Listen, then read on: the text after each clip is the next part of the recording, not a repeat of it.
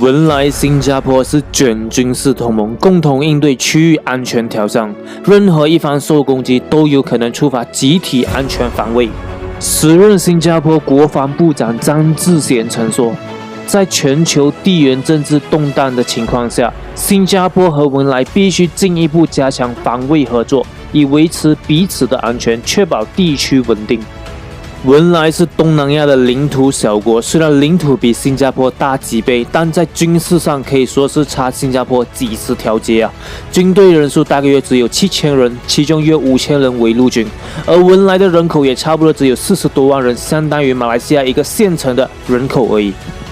而在它领土周围还有2个意识形态一样而且体系相对较大的邻居，那就是马来西亚和印尼。曾经的文莱是坐拥整个加里曼丹岛，面积达70多万平方公里，是马来西亚面积的2倍。但自从欧洲殖民者来了过后，它就损失了超过90% 以上的领土，只剩下5700多平方公里而已。而消失的领土已经被划入马来西亚和印尼了。如果你是文莱的话，你心里怎么可能不恨呢？那种危机感一直存在，所以为保证他剩下的那么一丁点领土不再被吞噬和保护他的私有财富，他请求英国在文莱驻军。你可以理解为文莱花钱请保镖。自1962年以来，英国就在文莱驻扎了一支库尔卡兵，人数约有2000人。文莱于1984年全面独立以后，英国同意继续在文莱驻扎一个步兵营，协议每5年就会更新一次。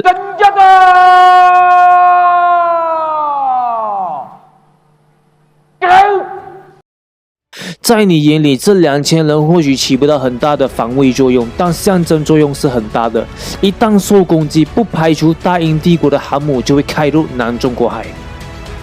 这有助于减轻文莱的国防压力。当然，文莱军队也没有闲着，也积极备战训练，但总该要有一个老师指点吧。这时，文莱就把目光投向东南亚的另一个领土小国新加坡，2个一拍即合。因为新加坡领土小的关系，严重缺乏练兵的场所，所以很快的这2个就站到了一起。文莱出地让新加坡军队长期驻扎在文莱训练，而新加坡就协助指导和训练文莱的士兵。文莱也可以算是新加坡在地缘上的一个突破口。大家都知道，新加坡是被周围的穆斯林国家所包围，这个中东跟以色列是很相似的，尤其是印尼和马来西亚对新加坡所形成的潜在威胁。因为意识形态的不同，所以新加坡注定要走上以色列的道路。这个我在上一期有说到，为何每次中东的以巴冲突会导致东南亚的马新2国在幕后进行博弈呢？的作品里有详细分析，如果你还没有看的话，请按上面的链接去看呗。所以和文莱发展这种特殊关系，包括军事和经济层面上的，都有助于新加坡在这种意识形态上打破非我族类即是敌人的概念。所以周围的穆斯林国家也不能再以这种为借口来孤立甚至是威胁新加坡，因为这种论述是站不住脚的。而文莱也乐于建立这种特殊关系，因为在东南亚仅有的3个穆斯林国家，文莱算是最弱的一个，而且在东盟里也是最弱势的一个，根本没有话语权，所以他需要有一个靠山。那你或许会问，那为何不找马来西亚或印尼做靠山呢？都是同一族人，不是吗？就是因为是同一族人，那就更容易被人容忍，而且是被人容忍还看不出差别那种。只要文莱境内有人开始萌生这种念头，那文莱就离灭亡不远了，因为它有一种归属感。马来西亚也是一直在提防印尼，这个我在之前那部印尼要吞并马来西亚、文莱和新加坡那部作品里就细谈，如果你还没有看的话，请按上面的链接去看呗。而文莱和新加坡建立这种特殊关系，就不会有太大这种影响。你们可不要小看了新加坡哟！新加坡可是东南亚唯一的发达国家，它的军队也是东南亚现代化最高的，背后还有美国等西方势力在撑腰。作为美国的亲密盟友，它可以最先获得美国的最新高科技武器。新加坡的军队是西方军队在东南亚的缩影，除了驻扎在文莱的，还有很多部队在美国、德国等大国训练。而且最重要的是，新加坡和文莱的假想敌都是周边的马来西亚和印尼，而新加坡的军队的训练和作战方案很多时候都是照着周边的环境和地缘政治的因素而设计的，所以这也适合用在文莱军队。以色列训练新加坡，新加坡则训练文莱，所以他们的功夫都是师承一处的。文莱是一个富得流油的国家，万一文莱受到攻击，新加坡或许会出兵相助。一旦新加坡介入，以色列、美国、英国等西方集团都有几率介入战事，所以要想清楚哦。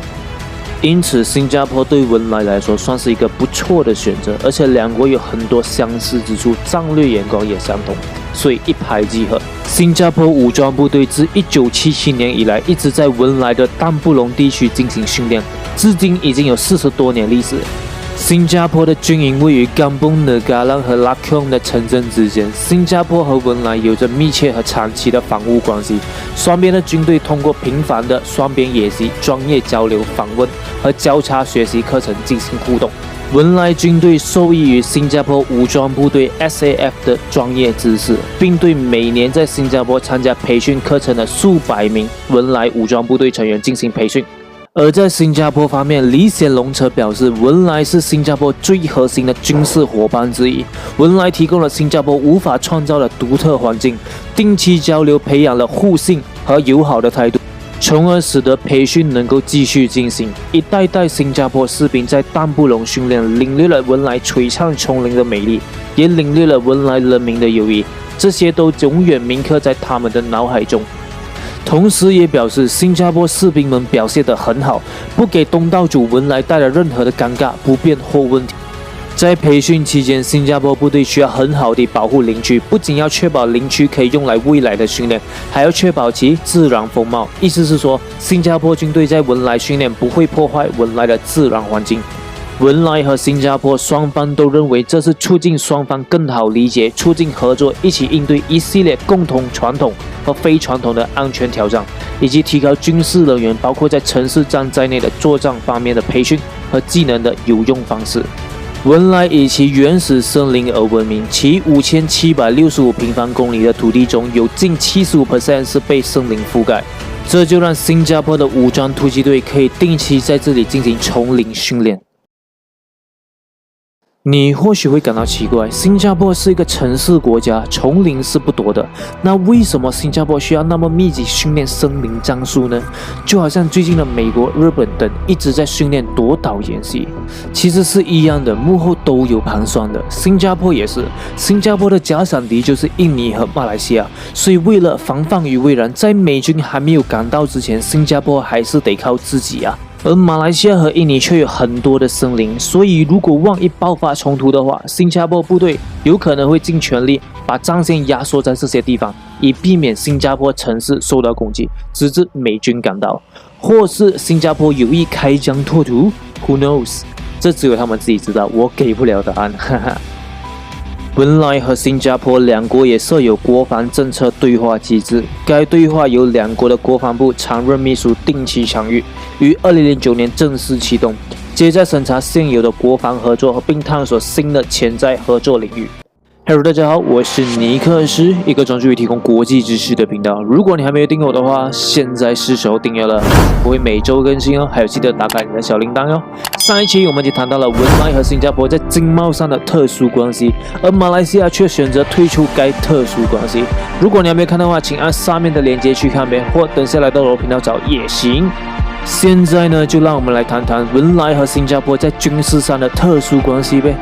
2018年5月，新加坡总统哈利玛访问了文莱，在国宴上致辞时指出，新加坡和文莱悠久的双边关系为两国的防务和经济等领域深入合作打下了固定的基础，并强调两国新一代领导人今后有必要继续延续和增进两国的特殊关系。同时也说到，新文双边合作属国防和金融合作最具有代表性，两国的防务也特别密切，并对文莱提供军训场地表示感谢。防务合作是我们关系的重要支柱，鉴于全球和地区中环境的挑战，我们必须继续共同努力，维护我们的集体安全。当殖民时代即将结束时，我们彼此的领导人都为本国的人民的未来做出了重要的决定。作为东南亚的最小的两个国家，文莱和新加坡，我们必须专注于在当时动荡的地区和确保我们国家的未来。双方也协商了关于加入马来西亚的事宜。最终，新加坡于1963年决定加入马来西亚联合邦，而文莱则选择不加入。在此过程中，两国的领导人相互熟悉，并为子孙后代留下了不朽的友谊。在李光耀去世时，陛下也是第一位到访并在私人府邸吊唁李光耀的外国领导人。陛下也参加了国葬仪式，我们对陛下的光临表示感谢。这体现了我们两国领导人之间的深厚的个人友谊和两国之间的特殊关系。而轮到波基亚苏丹致辞时也指出，新加坡在文莱的投资逐年增加，并欢迎新加坡继续在文莱开展军事训练。他说，我们的特殊且独特的关系建立在紧密的民间关系之上。我很高兴我们通过年轻领袖计划深化友谊，这将帮助我们下一代领导人互相认识和理解，并拉近两国之间的关系。新加坡和文莱自2013年起轮流举办年轻领袖互访计划，安排年轻的部长定期互访。近年来，多名第四代领导班子的部长在这项计划下与文莱年轻阁员培养更紧密的关系。新加坡也在2011年6月16日授予文莱能源部长兼前国防副部长Perhin Yasmin Umar 新加坡最高军事勋章，以表扬他担任文莱副国防部长期间，在加强文莱和新加坡之间的良好防务关系方面做出了杰出的贡献。好，我今天就分享到这。如你有任何意见的话，欢迎在下面留言，让我们一起交流吧。也欢迎你订阅、按赞、分享，还有打开你的小铃铛哟，我会每周更新。如果你想知道为何每次中东的以巴冲突会触发马来西亚和新加坡两国在幕后博弈的话，欢迎来到我的频道来看上一期的作品。好，我是尼克斯，我们下期见，拜拜，记得订阅哦。